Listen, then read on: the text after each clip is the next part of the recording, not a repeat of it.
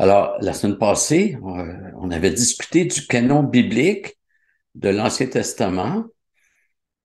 Maintenant, concernant le canon du Nouveau Testament, c'est aux apôtres que Jésus a confié la chose. Nous lisons dans Jean 14, 26, mais le Consolateur, le Saint-Esprit, que le Père enverra en mon nom, c'est lui qui vous enseignera toutes choses et vous rappellera tout ce que moi je vous ai écrit. Alors, ce verset-là, Jésus l'a dit aux apôtres.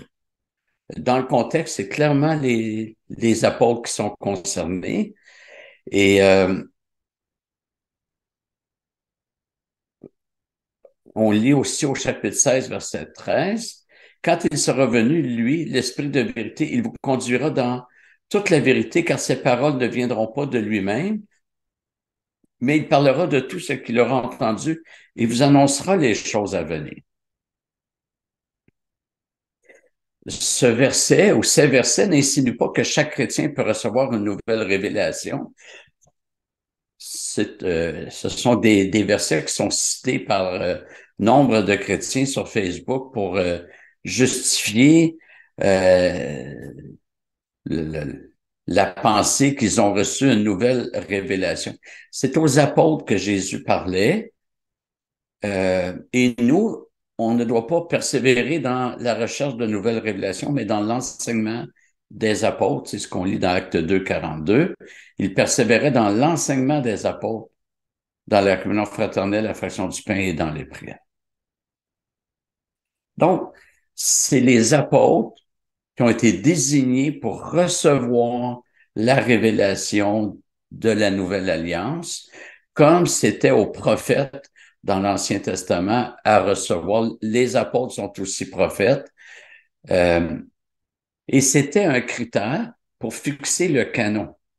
Il fallait que les livres aient été écrits par un apôtre directement, comme l'Évangile de Jean ou les lettres de Paul, ou encore que la rédaction des livres ait été supervisée par un apôtre, comme Luc, qui a travaillé sous Paul.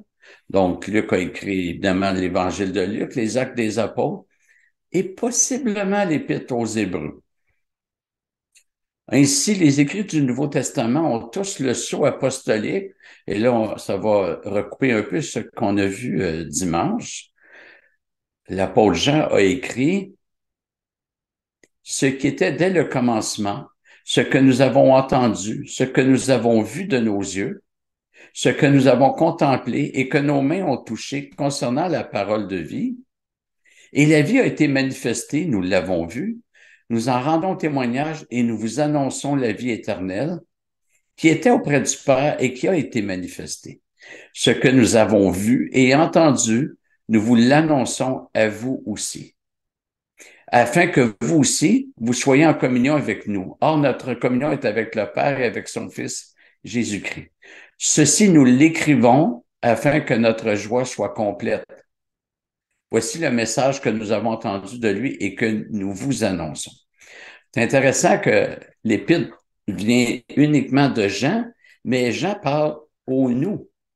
Jean s'intéresse ici pas juste à sa petite épître, mais à l'ensemble des écrits apostoliques, c'est-à-dire les écrits de ceux qui ont vu, qui ont marché avec Jésus, qui l'ont entendu. Alors, la révélation finale, notre Nouveau Testament, repose sur le témoignage apostolique. Et c'est ce témoignage que nous avons par écrit qui nous permet d'avoir une communion avec Dieu. Et on va regarder maintenant quelques sectes qui ont ajouté aux Écritures. C'est rare que j'utilise le mot secte parce que c'est un mot qui n'est pas défini. Chaque groupe religieux est la secte par rapport à quelqu'un d'autre. Nous sommes une secte par rapport aux catholiques, par exemple. Alors, le mot n'est pas défini, c'est une étiquette qu'on met, mais ici, je me permets de l'utiliser pour parler des groupes qui ont ajouté aux Écritures. D'abord, le catholicisme. On avait vu que l'Église catholique a ajouté les apocryphes. Euh, L'Église catholique les appelle les deutérocanoniques. Et l'Église catholique reconnaît ces livres comme inspirés alors qu'elle ne le devrait pas. Mais aussi, l'Église catholique croit en la succession apostolique. C'est-à-dire qu'elle croit que le pape est infaillible lorsqu'il prononce des dogmes. Nous, quand on lit les écrits apostoliques, on se dit c'est parole de Dieu, c'est infaillible. Ben, les catholiques croient la même chose lorsque c'est le pape. Lorsque le pape enseigne ex cathedra, ça veut dire de son siège, littéralement, ça vient du latin, qui veut dire ce qui sort de son siège. Euh, ex cathedra, a donné le mot cathédrale. Donc, pour Rome, de la même manière que les écrits des apôtres sont inspirés et infaillibles, de la même manière, en raison de leur pensée à la succession apostolique, les dogmes prononcés par le pape sont aussi infaillibles. Euh, Jésus n'a jamais parlé de succession apostolique. La seule succession qu'on voit, c'est Matthias, qui est un faux apôtre, Judas plutôt, qui est un faux apôtre qui a été remplacé par Matthias. Mais ça s'est arrêté là. Et c'était pour rejoindre le nombre 12. Et il y a eu Paul qui s'est ajouté après, mais jamais on voit de succession apostolique. Quand l'apôtre Jacques est décédé, il a été tué, on voit ça dans les Actes, il a été tué par l'épée, il était apôtre, ils ne l'ont pas remplacé. Alors, ça mène à quoi? Les dogmes du pape? Ben, par exemple, un des dogmes est que Marie, la mère de Jésus, a été conçue sans péché. Ils appellent cela l'Immaculée Conception. Marie a été conçue sans le péché originel. C'est un dogme catholique, il n'y a aucun appui biblique. C'est-à-dire, donc, les catholiques doivent croire ce dogme comme s'il était affirmé dans la Bible, ça a la même autorité. Leur raisonnement, c'est que pour que Jésus vienne au monde parfait, ça lui prenait une maman parfaite. Eh bien, si on pousse le raisonnement, si la maman devait être parfaite, ben la grand-maman aussi. Et on remonte jusqu'à Ève. Alors, bien que les catholiques ne disent pas qu'ils ajoutent des livres au Nouveau Testament, la réalité est qu'ils ajoutent des dogmes absents des Écritures, mais qui doivent être reçus comme s'ils étaient dans les Écritures.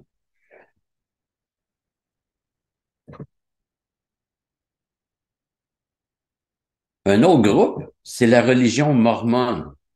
Parce que les Mormons, en plus d'avoir notre Bible protestante, ils ont ajouté ce qu'ils appellent le livre de Mormon. Selon leur fondateur, Joseph Smith prétend qu'un ange nommé Moroni lui est apparu à quelques reprises alors qu'il avait entre 18 et 22 ans. Cet ange aurait dit à Joseph Smith, là où le livre de Mormon était enterré. J'ai parlé dimanche que euh, Joseph Smith, il s'est autoproclamé, il n'a pas reçu le témoignage de personne, incluant des Écritures, alors que Jésus a reçu plein de témoignages des Écritures, Jean-Baptiste, les miracles qui attestent, les apôtres qui ont vu, etc. Donc, l'ange Moroni aurait dit à Joseph Smith, là où le livre de Mormon était enterré. Selon leur croyance, ce livre aurait été écrit en hiéroglyphes égyptiens que Smith aurait traduit au 19e siècle. Mais c'est une supercherie et la preuve, c'est que la supposée traduction de Smith comporte beaucoup de phrases que l'on retrouve intégralement dans la Bible King James qui date du 17e siècle. Alors que le livre de Mormon, qui était écrit en hiéroglyphes égyptiens, datait de, selon ses prétentions, datait de plusieurs siècles avant et Joseph Smith l'a traduit en anglais. Et là, on retrouve des citations mot à mot de la King James, qui date du 17e siècle, donc beaucoup plus tard. Imaginez que je prétende avoir trouvé un livre d'une ancienne langue écrit il y a 2500 ans et que je l'ai traduit en français. Vous le lisez, vous constatez que dans ma traduction, il y a énormément de phrases identiques à des versets de la Bible, version Colombe. Vous allez dire, ben là, c'est une supercherie. Et vous auriez raison de remettre en doute que j'ai vraiment traduit un livre de 2500 ans. Vous allez plutôt conclure avec raison qu'il s'agit d'une supercherie. Alors, ce que Joseph Smith a fait, c'est une invention humaine. Je ne sais pas qu'est-ce qu'il lui a pris. Ça m'impressionne toujours de savoir ça, des personnes qui partent d'une nouvelle religion comme ça. Euh, D'après le livre de Mormon, après être monté vers son Père suite à sa résurrection, Jésus serait allé en Amérique du Sud pour établir une église. Mais un des problèmes avec cela, c'est que, et encore une fois, j'en ai parlé dimanche, c'est que la stratégie de Dieu était que Jésus appelle des apôtres, des témoins de son ministère terrestre. L'Église, elle est fondée, elle est établie sur le fondement des apôtres et prophètes. En Amérique du Sud, il n'y avait pas ça. La foi des chrétiens est basée sur le témoignage apostolique. On n'était pas là pour suivre Jésus. La foi inclut la conviction que les écrits bibliques sont vrais. Et nous les recevons et nous n'avons pas besoin d'avoir été présents pour les croire. Mais nous recevons le témoignage apostolique. Mais d'avoir fondé une église en Amérique du Sud qui ne reposait pas sur le témoignage apostolique, c'est une supercherie. Le même apôtre Jean a écrit, la parole a été faite chair et elle a habité parmi nous, pleine de grâce et de vérité. Et nous avons contemplé sa gloire, une gloire comme celle du Fils unique venu du Père. Ce témoignage apostolique ne pouvait être transmis que par ceux qui ont suivi Jésus durant 3 années, les 3 années du ministère terrestre de Jésus, et par ceux qui ont été témoins de sa mort et de sa résurrection. Quand il a fallu remplacer Judas, voici ce qui était exigé. Ainsi, parmi ceux qui nous ont accompagnés tout le temps que le Seigneur Jésus allait et venait avec nous, depuis le baptême de Jean jusqu'au jour où il a été enlevé du milieu de nous, il faut qu'il y en ait un qui soit avec nous, témoin de la résurrection. Alors, les Mormons ne se basent pas sur le témoignage apostolique, mais sur ce soi-disant livre antique retrouvé et sur le seul témoignage de Joseph Smith. Un autre groupe ou une autre secte, c'est les témoins de Jéhovah.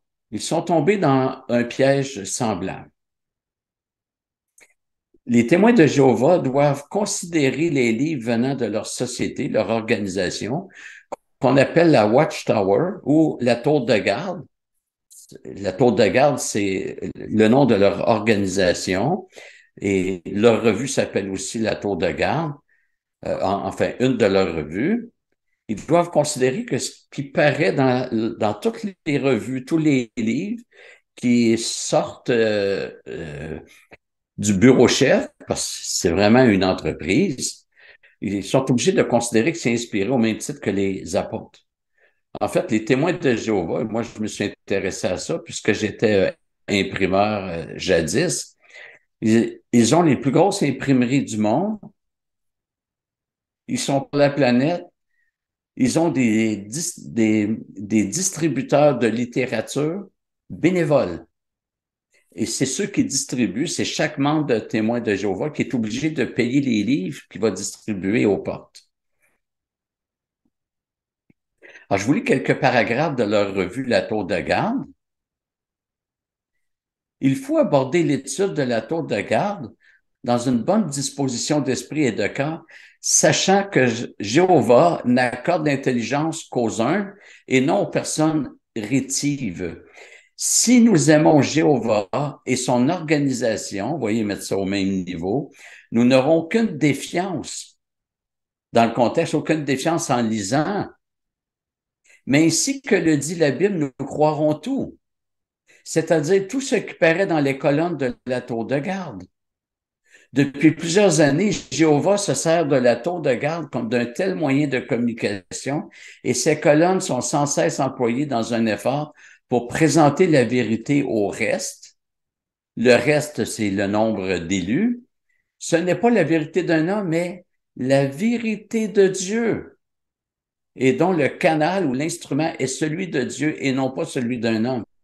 La tour de garde est bien la vérité de Dieu. Et ça, j'ai pris ça dans le livre, dans un des livres de Christian Piette, il est décédé maintenant, mais c'était le spécialiste de la francophonie sur les témoins de Jéhovah. J'ai eu le privilège de le rencontrer à 2 reprises. C'est un pasteur belge. C'était le plus érudit sur toutes les littératures des témoins de Jéhovah. Il y avait la plus grande collection de publications des témoins de Jéhovah, plus grande que les témoins de Jéhovah eux-mêmes. Les adventistes du 7e jour sont tombés pas loin du même trou. Selon leur site Internet, une femme, Ellen White, cofondatrice du mouvement, aurait reçu plus de 2000 visions et rêves considérés comme prophétiques. Autrement dit, elle n'a pas eu beaucoup de bonnes nuits. Elle rêvait constamment. Je blague un peu ici, là. Mais 2000 visions et rêves considérés comme prophétiques. Elle a écrit 40 livres et autour de 5000 articles. Et sur leur site, dans la rubrique de leurs croyances fondamentales, il est dit que cette dame avait un ministère prophétique et que ses écrits parlent avec une autorité prophétique. Ailleurs, il est dit que les écrits de cette dame sont inhérents, tout comme la Bible. Ça veut dire qu'il n'y a pas d'erreur. Alors, c'est ajouté aux Écritures, même si les écrits d'Ellen White ne sont pas reliés à la Bible, c'est l'équivalent, c'est comme l'Église catholique fait, c'est comme les témoins de Jéhovah font. On ajoute, même si c'est pas aux livres reliés, on ajoute à la collection de livres inspirés et donnés par Dieu. Les musulmans ne se promènent pas avec la Bible. Il y a cependant une particularité.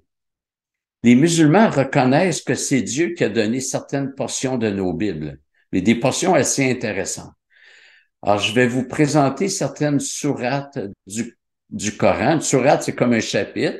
En fait, je vais vous présenter certains versets de sourates, mais ne confondez pas, ce que nous allons lire n'est pas tiré de la Bible, mais bien du Coran. Alors, ici, on lit, nous avons donné à Moïse le livre. J'ai trouvé intéressant qu'ils utilisent le nous pour désigner Dieu, alors que euh, ils ne croient pas en la Trinité, mais ils reconnaissent que le livre le Pentateuque n'a pas été écrit, comment je dirais ça? Ça n'a pas été l'initiative de Moïse, mais que ça a été donné par Dieu. Un autre texte du Coran. Allah a fait descendre sur toi le livre avec la vérité, confirmant les livres descendus avant lui, et il fit descendre la Torah et l'Évangile. Et Allah lui enseignera l'écriture, la sagesse, la Torah et l'Évangile. Plus loin, Marie avait déclaré véridiques les paroles de son Seigneur, ainsi que ses livres. Marie, la mère de Jésus, ça pouvait pas être le Coran, ces livres-là, parce que le Coran, c'est arrivé au 7e siècle. Les livres que Marie avait, c'était notre Ancien Testament. Alors, quand on parle aux musulmans, puis qu'on leur présente ces versets-là, euh, ils disent, oui, on est d'accord avec ça, sauf que la Torah et les évangiles que vous avez aujourd'hui, ce n'est plus conforme. Ça a été modifié par l'Église. Et c'est un raisonnement qui ne tient pas la route pour deux raisons. La première, c'est que ils reconnaissent que ces livres ont été donnés par Dieu, donc c'est paroles de Dieu, puis ils disent que ça a été falsifié par la suite. Alors, ils ne croient pas en un Dieu qui protège sa parole. Comment peuvent-ils être sûrs que le Coran n'a pas été falsifié aussi? Si Dieu n'a pas protégé la Bible, pourquoi est-ce qu'il protégerait le Coran? La deuxième raison pour rejeter ce raisonnement, c'est que lorsque le Coran a été écrit, en partie par Mahomet, je suis pas un spécialiste, mais je pense pas que ce soit Mahomet qui ait tout écrit. Peu importe, lorsque le Coran a été écrit, les livres, la Bible qu'ils avaient, on le sait, c'est quoi? C'est la même chose qu'aujourd'hui. Alors, ils peuvent pas dire que ça a été falsifié. Quand ça a été dit quand ça a été écrit dans le Coran, ben, c'est les mêmes textes qu'on a aujourd'hui dans nos Bibles, peut-être dans une autre langue, ou si c'est en français, c'est un vieux français, mais le point est pas là. C'était les mêmes manuscrits qu'on avait. Puis, donc, c'est un argument qui ne tient pas la route. Et si la falsification de notre Bible était vraie, ben, que Mahomet était un vrai prophète, ben, Mahomet aurait dénoncé puisque il aurait été là pour défendre la vérité. Il n'a pas dénoncé, il a reconnu la valeur de la Bible telle qu'il l'avait dans son temps et ça n'a pas changé, c'est les mêmes textes. Et un autre problème avec l'islam, encore une fois, c'est que leur, tout repose sur Mahomet. Mahomet n'a pas eu n'a pas été annoncé. Mahomet, c'est quelqu'un qui s'est autoproclamé. Alors, on peut avoir confiance dans le canon biblique et ceux qui veulent ajouter le font pour leur propre perte. Alors, voilà, merci de votre attention. On va s'arrêter ici.